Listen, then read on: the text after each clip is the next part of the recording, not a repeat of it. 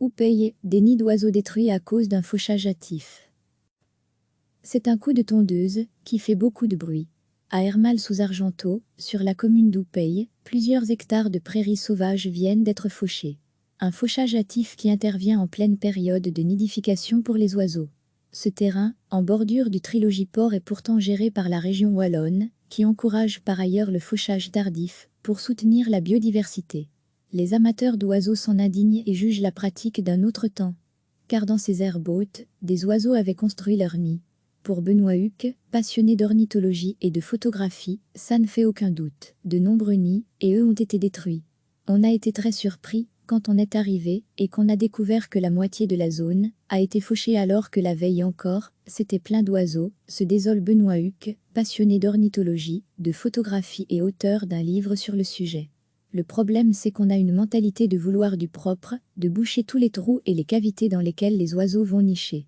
Ici, j'ai pu photographier des rousserolles verderolles, et on ne voit pas ça partout, des tariers-pâtres. Ces oiseaux profitent de cette végétation très dense pour faire leur nid et élever leurs jeunes. Il aurait suffi d'attendre quelques semaines encore avant de faucher pour économiser des centaines d'oiseaux, assure-t-il, incrédule. Comment expliquer alors ce fauchage hâtif? L'habitude tout simplement, selon Benoît Huc. Le problème, c'est qu'on a une mentalité de vouloir du propre, de boucher tous les trous et les cavités dans lesquelles les oiseaux vont nicher, dans un souci pseudo-esthétique complètement dépassé. La pratique choque d'autant plus ce passionné que la région wallonne prône par ailleurs le fauchage tardif pour préserver la biodiversité. À partir du moment où on encourage les particuliers et les agriculteurs à faire attention à la biodiversité et qu'on voit que les services publics détruisent tout, avec notre argent on est franchement écœuré.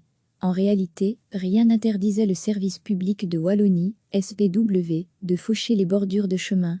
Sauf qu'ici, l'interprétation du terme bordure est manifestement assez large. De part et d'autre de chaque sentier pédestre, ce sont des bandes de 6 mètres de large qui ont été fauchées. Résultat, entre le tiers et la moitié des aires hautes ont disparu.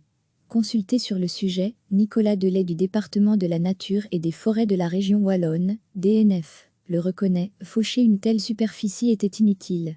On réfléchit à la suite. Les propositions, c'est de réduire la surface actuellement fauchée hâtivement. On réfléchit aussi à d'autres choses, au type de fauche, au maintien de bandes refuges, pour améliorer les choses à l'avenir. Des promesses qui laissent les défenseurs des oiseaux dubitatifs. Selon eux, la pratique serait encore trop répandue en Wallonie. C'est un coup de tondeuse qui fait beaucoup de bruit. À Hermal-sous-Argenteau, sur la commune d'Houpeye, plusieurs hectares de prairies sauvages viennent d'être fauchés. Un fauchage hâtif qui intervient en pleine période de nidification pour les oiseaux.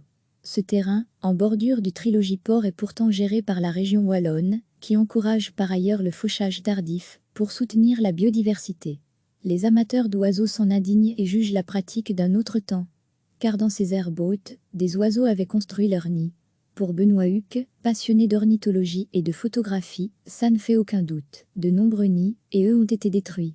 On a été très surpris quand on est arrivé et qu'on a découvert que la moitié de la zone a été fauchée alors que la veille encore, c'était plein d'oiseaux, se désole Benoît Huc, passionné d'ornithologie, de photographie et auteur d'un livre sur le sujet.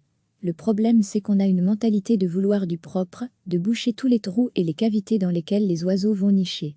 Ici, j'ai pu photographier des rousserolles verderolles, et on ne voit pas ça partout, des tariers-pâtres. Ces oiseaux profitent de cette végétation très dense pour faire leur nid et élever leurs jeunes.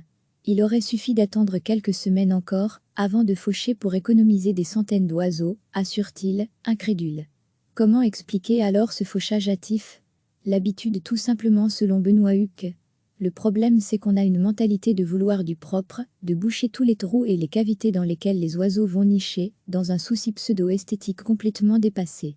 La pratique choque d'autant plus ce passionné que la région wallonne prône par ailleurs le fauchage tardif pour préserver la biodiversité.